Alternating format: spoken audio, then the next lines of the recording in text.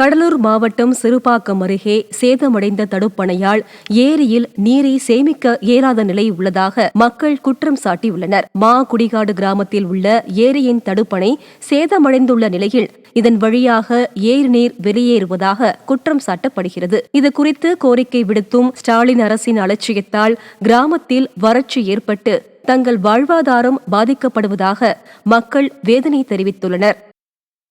அந்த ஏரி உடஞ்சி போனதுனால தண்ணி சுத்தமாக கிடையாது. ஆடு மாடு பஞ்சமாக போயிடுச்சு. திரும்ப எங்கள் ஊர் விவசாயம்லாம் ரொம்ப தண்ணி பற்றாக்குறையாக போனதுனால நாங்களும் ரொம்ப வருஷமாக கம்ப்ளைண்ட் பண்ணுறோம். இது கேட்டால் வீடியோ போய் கேட்டால் ஃபாரஸ்ட் டிபார்ட்மெண்ட்டை கேளுங்கிறாங்க. ஃபாரஸ்ட் டிபார்ட்மெண்ட்டை கேட்டால் வீடியோ கேளுங்கிறாங்க. எங்களுக்கு தயவு செஞ்சு இந்த ஏரியை கொஞ்சம் கற்றுக் கொடுக்குமாறு தயவு செஞ்சு பணிஞ்சு கேட்டுக்கிறேன்.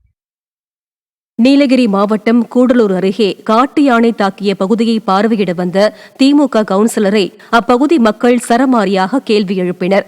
திமுகவை சேர்ந்த நாகராசு என்பவர் நெல்லியாளம் நகராட்சி துணைத் தலைவராகவும் 15ஆம் வார்டு கவுன்சிலராகவும் இருந்து வருகிறார்.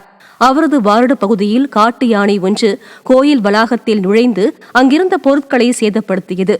சம்பவ இடத்திற்கு சென்ற திமுக கவுன்சிலர் நாகராசுவிடம் 4 வருடங்களாக எந்த அடிப்படை வசதிகளையும் செய்து தரவில்லை, தற்போது ஏன் இங்கு வந்தீர்கள் என பொதுமக்கள் கேள்வி எழுப்பியதால் அவர் பதில் கூற முடியாமல் திணறினார். ஈரோடு மாவட்டம் அம்மாப்பேட்டையில் பெய்த மழையால் வாகன ஓட்டிகள் பொதுமக்கள் அவதியடைந்தனர்.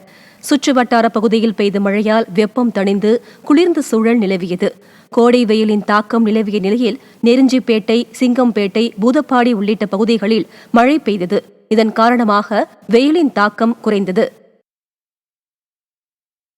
பொய் வழக்கு போட்ட காவல் ஆய்வாளர் மீது நடவடிக்கை எடுக்க கோரி ஓய்வு பெற்ற ஆசிரியர் திருப்பத்தூர் மாவட்ட காவல் கண்காணிப்பாளரிடம் புகார் தெரிவித்தார். ஓய்வு பெற்ற ஆசிரியர் சிவாஜி கணேசன் என்பவர் மீது நாற்றம்பள்ளி காவல் ஆய்வாளர் மங்கையர்கரசி பொய் வழக்கு பதிவு செய்து அவரது மனைவியிடம் 20,000 ரூபாயும், காவல் உதவி ஆய்வாளர் ராமகிருஷ்ணன் 5,000 ரூபாயும் வாங்கியுள்ளனர்.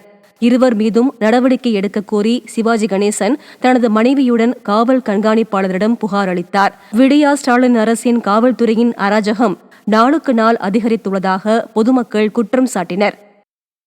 உங்கள் வீட்டுக்காரனை கைது பண்ணி சிறையில் அடைக்கிறேன் அப்படின்னு சொல்லிட்டு இரவு நேரத்தில் தனியாக இருந்த என் மனைவிக்கு மிரட்டி 20,000 ரூபாய் வாங்கின்னு போயிருக்கிறாங்க.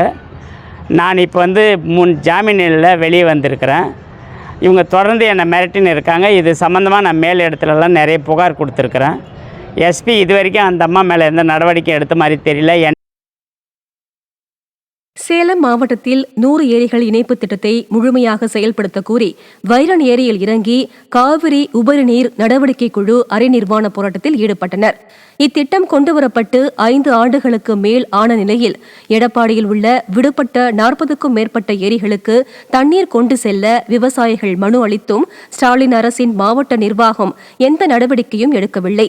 இதனை கண்டித்து வைரன் ஏரியில் இறங்கி காவிரி உபரி நீர் நடவடிக்கை குழு சார்பாக விவசாயிகள் அரை நிர்வாண போராட்டத்தில் ஈடுபட்டனர்.